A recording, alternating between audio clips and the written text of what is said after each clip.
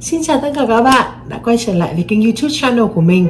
Và mình là Po đây. Và nhân một ngày mình không có lớp buổi chiều, mình quyết định ngồi xuống đây quay clip để hướng dẫn cho các bạn một vài các bí quyết để các bạn xin học bổng. Và điều đầu tiên mà mình muốn chia sẻ cho các bạn đó chính là về hồ sơ học thuật. Khi mà apply cho đại diện trường thì điều người ta quan trọng đầu tiên đó chính là GPA ở trong hồ sơ học thuật của các bạn. Mà các bạn phải hiểu một điều rằng là các đại diện trường họ đều ở bên nước ngoài, họ không phải là những người theo sát các bạn từ lúc các bạn thi, các bạn học tập cho đến khi các bạn có điểm số. Do vậy họ bắt buộc họ phải sử dụng cái GPA đó, cái bảng điểm đó để có thể đánh giá bạn. Tuy nhiên mình phải thừa nhận một điều rằng là cái GPA, cái điểm số đôi khi nó không thể đánh giá các bạn hoàn toàn diện được. Nhưng mà họ đâu còn cách nào khác đâu, họ bắt buộc phải sử dụng GPA hay là bảng điểm của các bạn để có thể đánh giá các bạn. Do vậy lời khuyên từ mình dành cho các bạn đó chính là nên có một cái bảng điểm tương đối ổn định. Tức là nên rơi vào tầm khoảng 8 đến 9. Rõ ràng 6-7 là một mức trung bình, ai cũng có thể đạt được điều đó. Và đâu có lý do gì họ phải cho bạn đâu, bởi vì vô vàn người ở ngoài kia họ sẵn sàng có điểm 6-7 đấy cơ mà, đúng không ạ? Thế nên là nên có cho bản thân mình cái bảng điểm hồ sơ học thuật tốt một chút xíu. Cái thứ hai, bên cạnh cái GPA, bên cạnh cái hồ sơ học thuật của bạn đó chính là các chứng chỉ liên quan.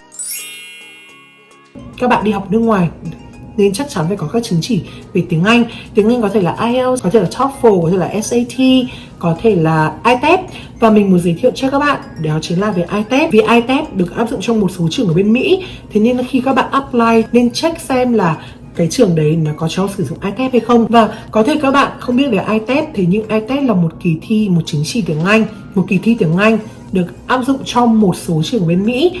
Và nó dễ hơn rất nhiều so với IELTS hay là SAT hay là TOEFL. Cái đấy bởi vì mình đã từng thi qua nên là mình hiểu cái cảm giác đấy và mình hiểu cái cấu trúc đề thi của nó. Nếu như bạn lo lắng là IELTS quá khó, SAT của nổ tung đầu lên không tính toán và TOEFL thì cực kỳ là tricky thì nên tìm hiểu thử ITEP, vì ITEP dễ hơn rất nhiều so với cả ba cái kỳ thi kia.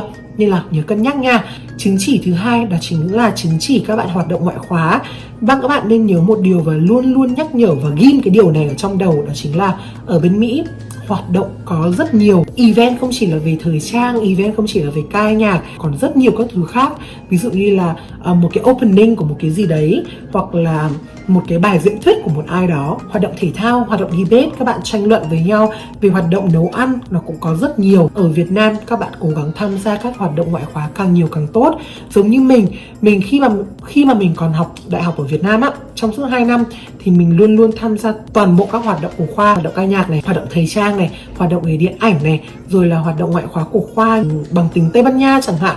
Và mình nhận được vô số những cái chứng chỉ đến từ đại sứ quán, đến từ khoa. Vậy thì mình nghĩ tất cả những cái chứng chỉ đó đã gộp lại để giúp cho bạn thành công, đồng thời sẽ là một điểm cộng để nâng đỡ cho cái việc hồ sơ học thuật của các bạn. Nếu hồ sơ học thuật của các bạn nó không quá đẹp thì hãy lấy cái chứng chỉ bù lại cho nó để chứng minh rằng là bên cạnh cái hồ sơ học thuật tương đối ổn định như vậy, cái standout mà bạn thể hiện đó chính là liên quan đến chứng chỉ. Cái thứ ba là cái quan trọng nhất và mình nghĩ đây chính là cái yếu tố mà để giúp mình nhận được 100% học bổng từ cái đại diện trường Greenview, đó chính là thần thái. Ở đây thần thái mình định nghĩa cho các bạn là không phải là thần thái như kiểu edgy, như kiểu không phải là sexy, là không phải như thế nào cả. Cái mà mình cần đó chính là tự tin. Lúc nào cũng vậy, các bạn luôn luôn phải nở một nụ cười trên môi, các bạn có thể giành được học bổng. Mình may mắn mình đã từng làm giám khảo của một cuộc thi, mình không nhớ cũng cái tên cụ thể của cuộc thi đó là gì. Thế nhưng mà nhưng nó liên quan đến du học và lấy từ kinh nghiệm của mình. Mình khá là bất ngờ khi mà điều đầu tiên mà các bạn ấy nói với mình là chính là những cái liên quan đến học thuật. Các bạn chỉ ra cho mình là các bạn ấy giỏi đến như thế nào, các bạn ấy điểm cao như thế nào. Đương nhiên là mình chỉ nghe mình chỉ biết là bạn có điểm cao đấy. Đó, nghe nó hơi sáo rỗng một chút, nghe hơi cliché một chút. Mình không thích những cái thứ mà nó sáo rỗng, mình cần những cái thứ gì nó thực tế hơn. Có một vài bạn mình đã ngắt ngay lập tức khi mà mình không thích nghe về điểm số đấy. Bởi vì rõ ràng mình là một đứa điểm cũng không cao, mình cũng không phải là đứa quá xuất sắc trong việc học, mà mình lại xuất sắc trong việc hoạt động cơ. Hỏi rằng là các bạn có tham gia nhiều hoạt động hay không, hoặc là những hoạt động các bạn tham gia giúp ích gì cho các bạn. Và số phần lớn thì không có. Các bạn phải hiểu một điều là ở bên Mỹ họ cực kỳ trân trọng những người mà mang đến cho họ năng lượng tích cực. Giống như kiểu một viên vitamin, khi các bạn đang cảm thấy rất là mệt, các bạn rất là uể oải ấy, thì các bạn sử dụng một cái viên vitamin đó, các bạn cảm thấy là năng lượng tích cực nó bắt đầu quay trở lại, thì đấy là cái mà người ta cần. Người ta đúng như mình nói chia sẻ ban đầu, họ phải bắt buộc phải sử dụng cái điểm số để có thể đánh giá các bạn tổng quan. Thế nhưng cái mà người ta nhìn nhận các bạn là chính là thông qua cái việc show cho người ta thấy năng lượng tích cực của bạn tích cực đến đâu. Mình có nhớ một bạn ứng cử viên, mình nhớ đến 2 bạn ứng cử viên mà khi mà mình làm giám khảo mình cực kỳ ấn tượng. Đó chính là một em đi học ở khoa quốc tế ở trường mình, và mình cực kỳ ấn tượng với những chứng chỉ của em. Mặc dù tiếng Anh của em khi phỏng vấn nó không quá tròn trịa, nó không quá tốt, thế nhưng đấy là những cái thứ mà em có thể học được.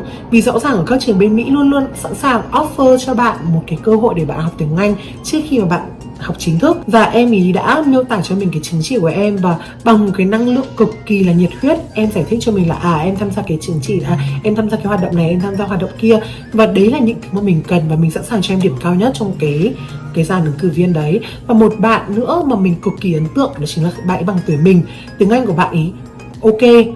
Và cái mà mình để ý đến nhiều hơn đó chính là việc các bạn ấy tham gia ngoại khóa. Vậy thì mình nghĩ không chỉ bản thân mình đâu, mà tất cả những đại diện trường ở bên Mỹ hay là ở bên nước khác cũng vậy. Họ đều muốn một ứng cử viên, một sinh viên cực kỳ nhiệt huyết, giàu năng lượng và tích cực, và phải tự tin, đem đến cho họ một cảm thấy thoải mái và tin tưởng.